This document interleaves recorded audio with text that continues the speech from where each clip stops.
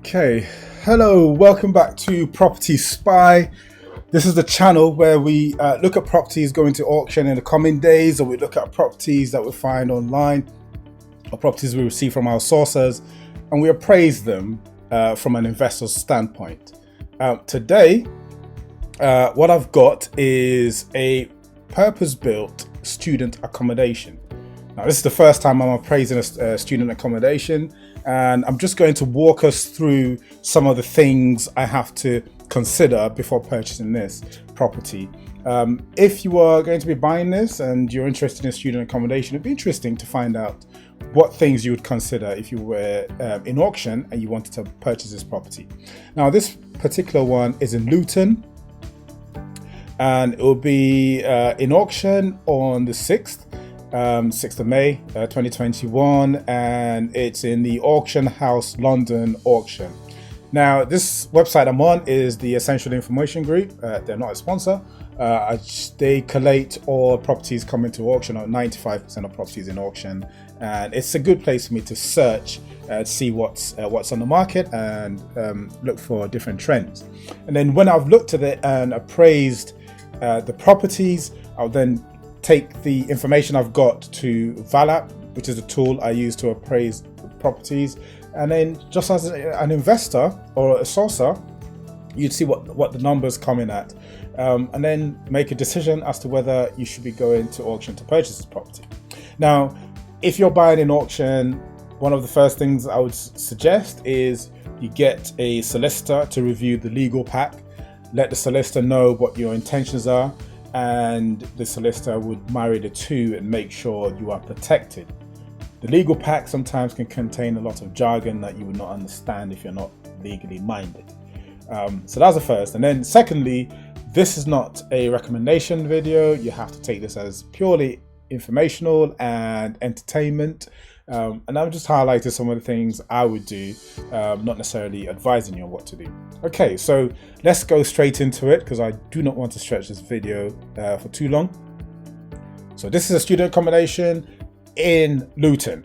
It looks great. The building looks nice. So some of the things to look at, if I were appraising a student accommodation and deciding if I'm going to add this to my portfolio or suggesting it to somebody, then I would be looking at the yield, because the yield is what I'll use to compare it against other types of property.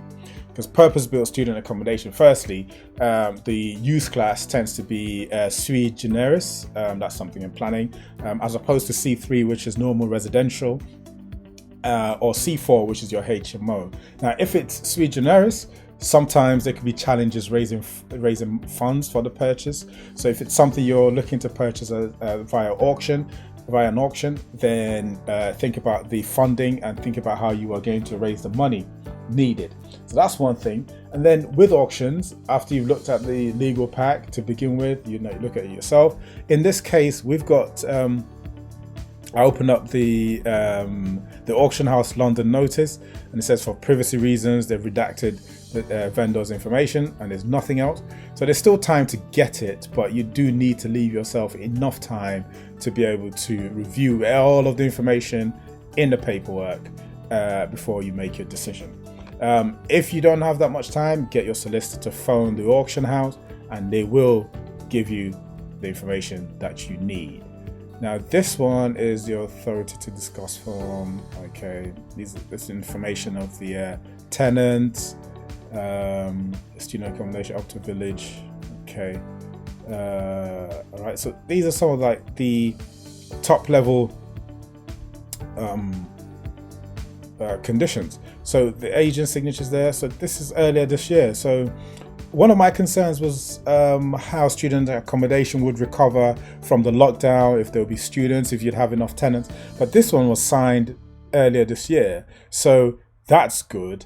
That means these people will be in that property for however long. I can't see the tenure. True height. What's this? Oh, really? Date of birth. Okay. All right. So, okay.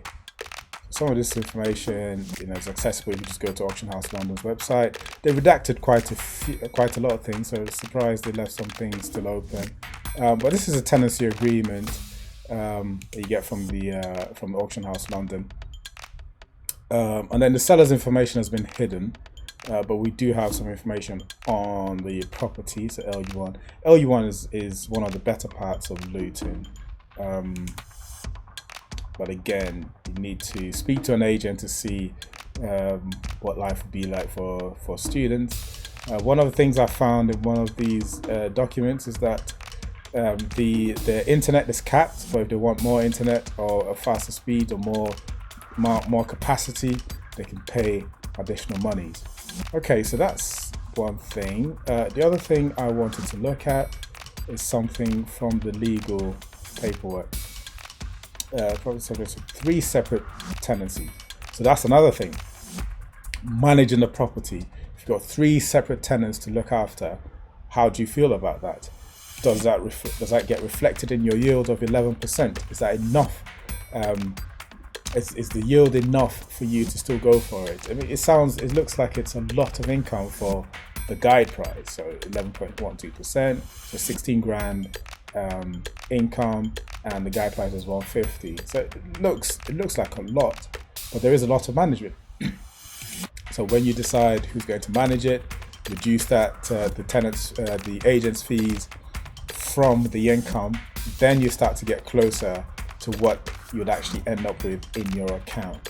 And then also think about the deposit you have to put down if you're using a mortgage, or the monies you have to pay to any investors that give you money to do this purchase. There isn't much else to really think about. And then why are these people selling through auction? That's the other question I tend to ask. Why auction? Is this the only way to sell student accommodation? What is the market for this? How many people buy it off you if you need to sell it quickly? So these are things you think about as an investor. And then when you've done all that and you're happy with the answers you've got, then you start looking at your special conditions. Special conditions, this one's very interesting because here, okay, so this is standard, so 10% deposit on purchase, that's fine. 20 working days, so we're all starting to come back to 20 working days. Right in the thick of the pandemic, a lot of auction houses allowed 6 weeks, but now we're back to 1 month, 20 working days. So that's the norm. The other thing that piqued my interest was where is it? So you got extras. So these are things you do need to read. All of consents. Okay. But these things tend to be you bought at scene. So once the hammer or the gavel gets smashed, you own or you've exchanged on the property and you have to part with 10% of the purchase price. Then here, this one was quite interesting. So the fixed sum equal to 1.75% of the agreed purchase price with VAT. So you've purchased, for argument's sake, 150 grand. You need to find 1.75% of 150 grand to go towards the purchase price, to go towards the seller's, auctioneers, and legal costs. Then the seller's legal costs £900 as well, plus VAT. So add 20% on that amount. And the cost of the additional fees and reasonable disbursements. So these reasonable disbursements tend not to be a lot, but it could be a lot as well. For money laundering, anti-money laundering checks, and fee for completion. It just gets piled on and piled on and piled on, and suddenly, on top of your purchase price, you have another 5-10%, which at this stage it pushes down your yield. So perhaps in the first year, effectively you're paying, if you purchase at 150 grand and it comes back that you have to pay an additional 10%, so that's 165,000, and then your yield starts to look more like 10%, 9.5%, 9.75%. Is that still okay? And with your 3 tenants, and then when those tenants leave, what do you have left? You have a property, and you have to find another 3 tenants. and it just goes on like that. Now, Luton has a university there. The students, I think, would all come back, and it's not going to be a huge problem, I suspect, to rent this place. This place looks quite nice and it's got some good amenities based on the information I've seen. So without further ado, let us go to Vala. So the postcode is what we need, LU15FT, for this type of appraisal. Is this Vala? Oh, it's a development console. Okay, so when you come to Vala and you've logged in and registered, this is what you see. So you start stacking. You want to add a new appraisal. You do LU1. Is it 5? What was it? 5FT or something like that. 5FT. Okay. Right. Which one with all student halls is it? Spring Place. Okay, so Spring Place. We put the guide price in here. We put the type of property. Okay, so student accommodation is in here, so they just put it in as commercial. Auction. Then you want to submit it for appraisal. This one, there isn't much you can do with it. You can't convert it, you can't kind of maximize its money. It's not like you can do a new build on it. So the mega stack wouldn't work on this one. We know exactly what we're looking to appraise it for. The closest thing to it from this list is HMO, in my opinion. Or you could do a buy to let, but if it's purpose built, then it's really only students you can put on there, or put in the properties, unless you get some special dispensation or temporary change of use. So we'll do HMO. HMO. We don't have any sizes really, so we'll just put some random amount. This project duration. Just put 1 month. And then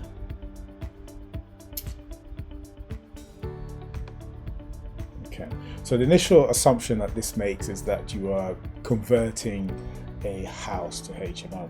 So for us, we don't have all of those costs, so I think we'll just do HMO. Let's see what this gives us. 3 bedrooms. Let's assume that this is the case. Actually, the size, let's see what the EPC gives us. The size, let's assume that. Legal. Okay, so let's look at EPC. EPC tells us it's 130 square meters. That's quite a large. It's quite a large flat. Where's my Safari? There we go. So it's 130. Okay, well, just go there. So 130 divided by 3. Let's do that. Let's do 43. Okay. So we're not going to do anything. Just minor words. Yeah, we already know that they're paying £400 a month each. Okay. Right. So based on a 10% yield, 400 quid, £400 a month per unit, it's saying that the capitalized value you should be paying is 144 grand, 144,000. Or that's the capital value, 144,000. But your offer price for the property should be 85. How did it get that? Okay, so it's put bill cost of 1,290. Let's explore that. Okay, so let's say you don't have any disposal costs. Okay, 43 grand. Okay, so this is if you want to have any equity in there. The assumption is when you refinance, you take out all your money and then leave something in. That's what this developer's profit is. In our case, we may not want to have any profit. But if you do want to have a 30% profit, then guess what? It's 43,000. And then when you've deducted all of these costs, which aren't a lot, you should be offering 85 grand. Now, in all likelihood, the person bidding for this will probably be prepared to leave some money in, or if you find that the security on the property is fairly okay and you're always going to have tenants and stuff like that, you can bring this down to 5% perhaps. If you do a 5% return, it's 173,000, that's what you can offer with a 30% equity. But 5% yield, okay, for student accommodation, it's all about what's in the risk, what risk are you prepared to take. For a 5% yield, yes, it's a good return, but there's a lot of work involved, and you've got estate agents, fees that you have to pay. Even though it's ready and you can just go straight in and you've got students there already, so you're being sold an investment essentially. Is 5% yield enough? For student accommodation, I'll probably be looking at 15%, and I would want to have some profit in there so that after all the work is done, I'll refinance, take as much of my money out as possible, and then move on to the next thing. So this one isn't ideal but it depends on your criteria. If your criteria include just put your money somewhere and start getting money in, then yes, then it's fine. You just put £43,000 or £48,000, leave it in there, and be getting start getting £15,000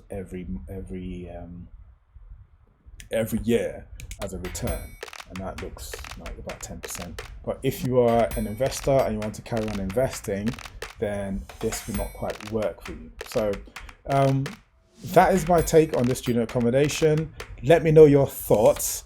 Please put your comments, subscribe so that I know you are listening. This is my first student accommodation. If you've got experience investing in student accommodation, please do let me know.